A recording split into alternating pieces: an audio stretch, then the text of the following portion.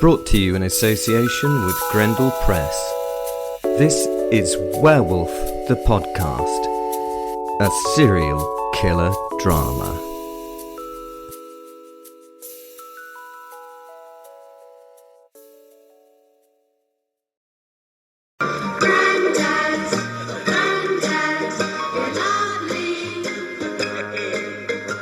Welcome to Werewolf the Podcast. This is your werewolf Will, and this is episode 26. I've already talked about meeting my werewolf tribe, meeting my wife, and now I'm going to meet another character, meeting grandfather. Often away, I would meet the most interesting characters. Some of them would be on the hunt. This is where I met her grandfather. He was entirely wolfen. Wolfen is when a werewolf goes fully wolf, spending very little time in any form but his wolf form. Grigory was a giant wolf amongst giant wolves, and he'd been the original patriarchal head of the family. Wolves don't have alphas, as we're told they do, but if they did, then this would have been the original one of the werewolves. I was a big wolf, but he stood another head above mine. I did not meet him until the third trip away. Apparently, he met up with the rest of the family, pretty rarely these days, but had chosen to join us on the hunt this year. One early evening, after a particularly miserable day in the mountains, we picked our way back to the campsite. It had been wet and blustery, and the prey had been easily spooked and quickly lost in the murk. There had been a moment or two of excitement when a couple of the pack accidentally bumped into a young mother brown bear with her two cubs. Still, after that killing, nothing of note really happened. When we got back to our tents, it was cold and raining and the light was fading. We were all ravenous, as were the biting flies who tortured us each evening. The little bastards were not deterred by the damp weather and had the unique ability to break the hide of a werewolf. He was just sitting there at the campsite waiting for us, this massive wolf, this strange, enormous beast. His right eye was a patchwork of scars, half his right ear was missing, and he'd lost a chunk from his nose at some point. I was a little confused, as him being a werewolf, he should have regenerated all that. After such an injury, he should be healthy again. Maybe it was just a wolf, a gigantic fuck-off wolf. What was it doing here, sat so blatantly in the middle of the site? The rest of the pack slowed and sat at the edge of the camp as Al, as his father went forward, head down towards the sitting wolf. As a wolf, you could tell that this creature was different from even us. It frightened a full-grown male werewolf. What could scare a fully grown werewolf? I'd never known anything like this. Al was extremely cautious as he moved towards the beast. His ears were flat, and he made himself look as small as he possibly could, each step forward hesitant and crouching. He would pause to sniff and lift his head every now and again. He was constantly checking the demeanour and the reaction of the other animal. The giant wolf himself just sat there looking around at his surroundings. Only now and again would he look back at the approaching Al, showing little interest in him really. Al slowly got closer, and the big wolf's ears pricked up. He started slowly stretching and getting to his feet, a little like the family dog at home. The tension then dissipated, and the two wolves ran to greet each other. The pleasure in their meeting was very apparent.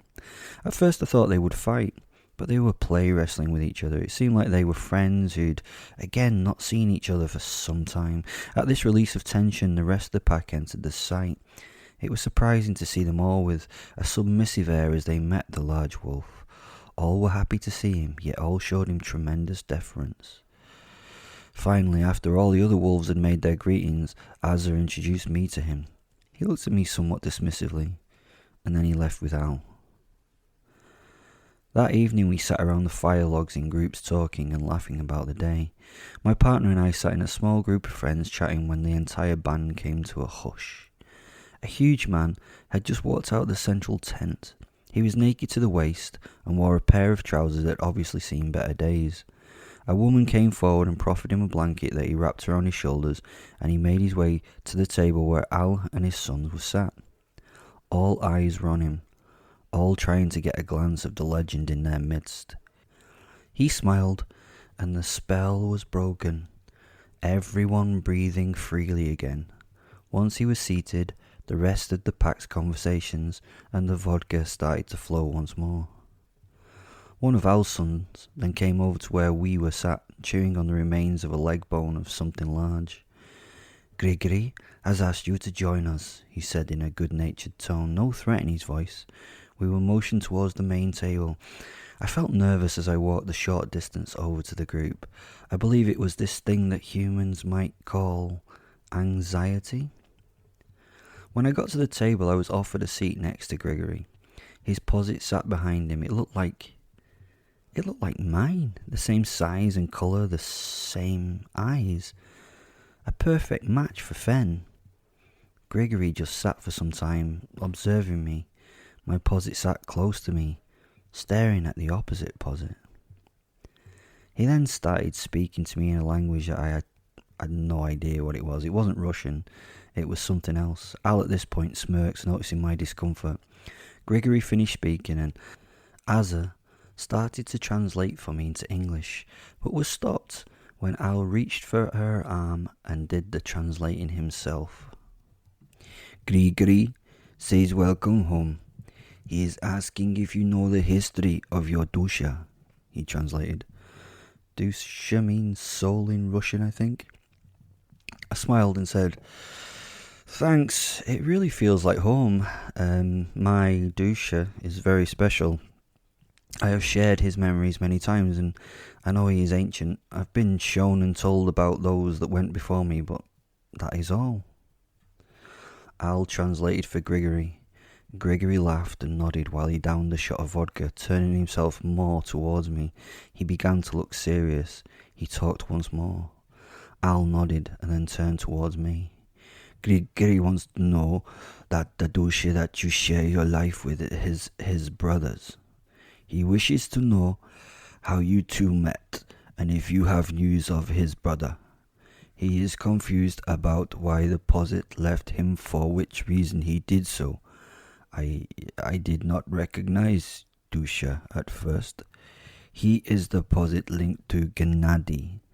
Gennady was his brother, and why Gregory left us to the wild. This fact is serious, Will. Gregory is very important to my family." I could feel the next few moments would be pivotal. I had no idea as to the names of the people involved in my posit's past, Al. If there is a way to find this out, I would be pleased to answer any questions. He has been my guide and light since I was a very small baby. We love each other dearly. I smiled at my posit, who nodded his head. Al then started talking to Gregory, who nodded his own head and replied a lot with da da da. They carried on with the conversation for some time, and then, when they came to a natural end, they turned to me and smiled. "Gregory would like to ask you what is your Dusha's memory of his brother." I turned to my posit, or Dusha, or whatever I was calling him now, and asked in my mind if he knew of Gennady. The posit's body language told me all. His ears drooped. He sat and dropped his head towards the ground and seemed to sigh mentally. "I cannot say all before Grigor. It is Grigor that caused my Gen to leave. He caused him to leave for the sake of lost love. Gen was a great being, a strong being, who instead of hurting his brother would leave and let them be. That broke him. He never made it back. And that's why I left Gen. He wanted me no more in the end. He wanted to pass," my posit said woefully. I thought this conversation will not be as straightforward as I thought it was going to be. Al looked at me, and Grigor looked at me. They both had lit thick cigars and refilled their glasses and sat back, waiting for a reply. Azza was watching me with a hint of mirth on her face. She could see I was uncomfortable because this was a rare situation for me, and she was enjoying it. Both men took a long draw of their individual smokes. and Al leaned in towards me. So, well, what does Dusha say? Well, he says that he left Gennady because he was broken after something that happened, I replied. Da, continue. He says that Gennady left because of love, I asked. Al smiled at me and leant back in towards Grigor. He looked contemplative as he considered what I had said to him. Grigor nodded at Al a few times as he gave his translation. I saw him physically wince another couple of times, and then when Al had stopped, Grigor's head fell forward into his hands, and he placed the cigar onto a plate near him. After some time, he looked up at Al, and Al nodded. I could almost see him thinking. He then sniffed and sat back in his seat, placing his massive palms on his knees, and just paused. After what seemed a lifetime, Grigor turned towards me and spoke to my Posit directly. The Posit looked very sad and very shifty. Altana was her name, came the Posit's thoughts. Altana, she was Grigor's first wife. She was golden white-furred like her name, and beautiful in all her forms, woman and wolf. She was Grigor's first, but Gennady wanted her. Gennady loved his brother, and she was pregnant with Grigor's child, so Gennady left. She said she loved Grigor and that she wanted to continue her life with him, and so he left her for his brother's sake. Al and Grigor looked at me. I thought that they had heard the Posit. Then I realised that this wasn't the case. Azza squeezed my hand and looked at me imploringly. I leant into Al a little closer and whispered, "This is all a little difficult, Al. I don't think I should share, really." Al reached out and put his hand on my shoulder and looked me in the eye. "I am afraid you have no choice, Will. You have no choice. You must share your Dusha's thoughts." Right, okay. Well, he says that Gennady was in love with Grigor's wife, and when they found out that she was pregnant, she decided she wanted to stay with Grigor, so Gennady left. I have to admit that I said this very quickly to get it out of the way. It was embarrassing. I had nothing to do with this, yet I felt like this would complicate things with Grigor and Al, and of course, the wife. Al looked me in the eye, and then his eyes dropped to the table as he nodded, putting the cigar back in his mouth. He turned back towards Grigor.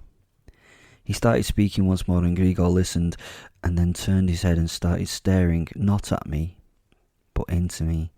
Only at this point did I realise that Al was Grigor's son, possibly the baby that Altana was carrying when Gennady left. At the end of Al's talk, Grigor leant back in his seat and took a long drag on his cigar. He stubbed it out on the empty plate and then sprang up and walked away without a word. He didn't seem very happy. I stood up as he left the scene and did not know if I should try and appease the giant. Should I say something? Al stood up in front of me and gently put a hand on my chest and pushed me back into my seat. As we watched the figure walk away, his Posit remained to stare at mine. Then on the whistle from the distant figure, he sprang after Grigor, and on catching up, they condensed into the wolf and ran into the night. The next few days were very strange for me. I was treated in a very different, deferential way now. The story of what had transpired had spread to the rest of the pack, and they now viewed me and my Posit with a new respect. Gennady had been the most prominent and nastiest member of the tribe before he disappeared. He had been a creature of legend in the mountains. He had been the horror in the night. He and his brother had been the pack's leaders and the fathers to many of the tribe. Koshi, a young werewolf, had come to me one evening as I sat by my tent and started to tell me of Gennady. I say young, but his Posit had been with him since the founding of the pack, so although he looked 18 years of age, I realised that he was centuries old. He told me one of the most intimidating stories of Gennady's life. After seeing how humans treated each other, he had been a tormentor of men, much like myself, and it was probably one of the reasons I was chosen to be his Posit's charge. He hated humanity. His hate had developed from his experiences. My hate? Well, I suppose it was from the mental health issues. I tried to convince myself these issues were not the cause for my psychopathic tendencies. Slightly different reasons, with the same outcome. He told me of a tribal war that was happening at the time in the area. One of the larger tribes took over and killed most of the others they came across. They'd wiped out many local smaller groups and had recently attacked one of the villages near the werewolf's home, and they'd hit it with a swift attempt at genocide. Gennady had been visiting that village that day when they were attacked. The village's destruction had been curtailed by the monster that they had met there. A giant half-man, half-wolf had walked into the attack set by the invading warband. It had smashed and ripped apart the warriors. The attackers had been routed and had retreated, leaving their dead and injured behind. The survivors of the village attack now revered Gennady as some beneficent god. He had saved them, and he had appreciated the private worship at first. After the battle, he had followed the routed survivors of the beaten attackers back to their camp. He had found them in the middle of torturing and raping the captives that the warband had taken from the villages they had previously attacked. After their recent defeat, they must have been preparing to withdraw from the area, taking back the things they had of value, such as slaves and, I suppose, treasure. The valuable and the valuables were being kept. The items and people that did not make the cut were being destroyed. In the eyes of the band, these useless things were worthless, and worse than that, a drain on supplies. So the party was in full barbarous swing before they left. The men had been drinking and had been killing and torturing those that were in their charge. Bodies piled around the area, some horrifically damaged and yet still living, most dead. The night air was full of screams of the tortured and laughter of the torturers. These men were like all humans, moralless when it suited them. Gennady had walked into the camp as a man, and the festivities had come to an end. He was a huge guy, a giant for the time, over a couple of meters tall and barrel-chested with long hair and a beard that went down to his lower chest. He carried no weapons, and he had no clothes covering his muscled body. I imagine that this made his appearance at the camp even more strange and more intimidating for those that saw him. As he walked into the centre of the village, he was followed by more and more armed men. All were keeping a respectful distance from him. They were not stupid people, and the fact that he looked so confident yet so ill-prepared gave the experienced among them enough of an insight to make them very wary. When he had arrived at the central fire pit, he had over 100 men surrounding him. Their confidence had grown as their numbers had, and they began to talk to him, although he could not understand what they were saying. The centre of the camp had a large meeting area outside a vast tent. In the centre of the cleared area was a sizable banked fire, and corpses in different states littered the floor around the base of the fire. Gennady could also tell that some had been thrown onto the fire just for the pleasure of watching them burn. Through the bearskin curtain of the entrance, out of the tent, stepped another giant man. He was actually larger than Gennady by a head and shoulders, and broader across the back than anyone he had ever seen. He was covered in sweat, and naked to the waist, wearing some long leather skin trousers down to his hide-wrapped feet. He was older than many that surrounded him, and his hair denoted that he'd seen at least 50 winters in his time. His body was covered in dust and ash from some ritual, and it highlighted the intricate patterns of scarification that covered his skin. As he moved the hide to one side with his left arm, he ducked below the doorway and wiped his mouth with his forearm. He then stood tall and still, chewed on his last meal. His men went silent, and he nodded and pointed at the nearest, who passed him a massive hammer that the man hefted in 2 hands. It seemed heavy even for him. He walked forwards to Gennady as his men started to laugh and cavort in front of him. They knew what was going to happen. The boss was going to butcher this fool. Gennady smiled at the leader. He made good eye contact with him and raised his arms to the sky and took on his werewolf shape. His heart rate increased as he absorbed his posit, and he started growing into the monster that he loved to be. As if it were some set plan, heavy rain began to fall on the scene. The raindrops pounded down on the earth with a savage roar.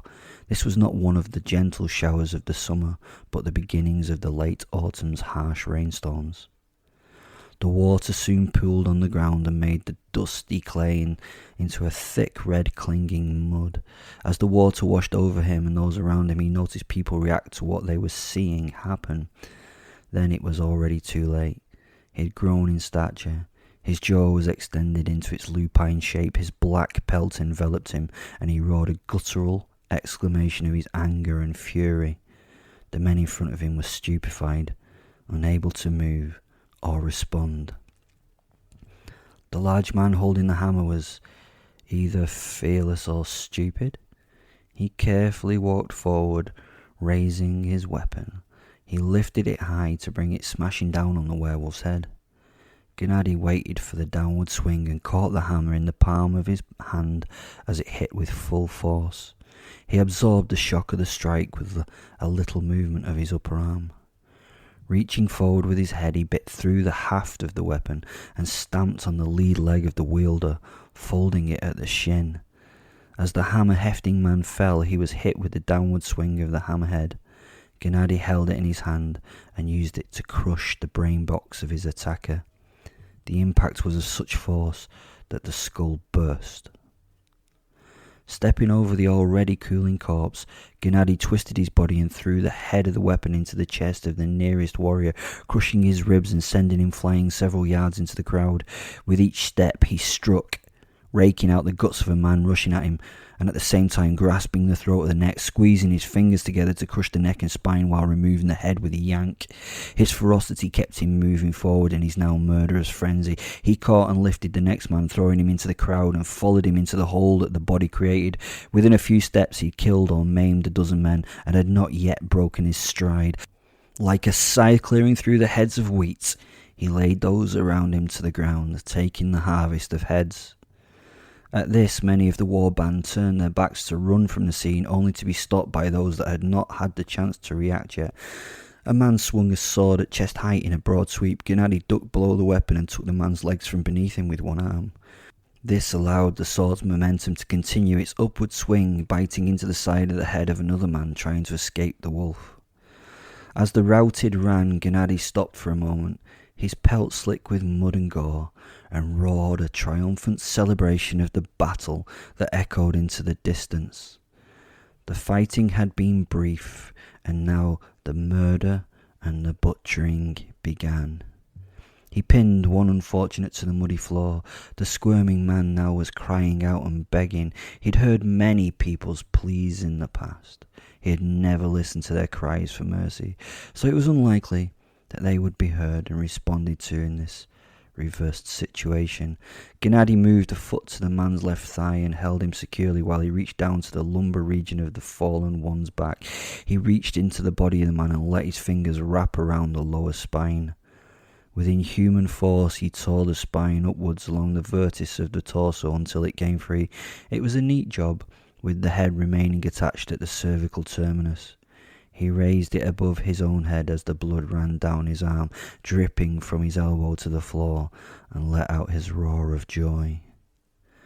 Casting his momentary trophy at the nearest man, he continued with the killing, chasing down any of the band members he could catch to murder as they had murdered others. He left only one man to get home, one man that could share the story of this night, and one man who would warn his tribe not to move eastward into this area once more. That was Meeting Grandfather.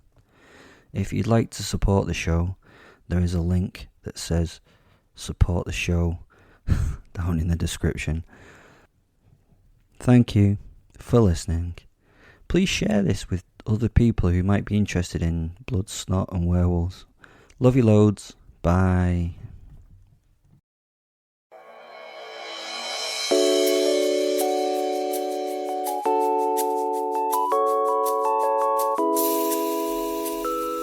Brought to you in association with Grendel Press. This is Werewolf the Podcast, a serial killer drama.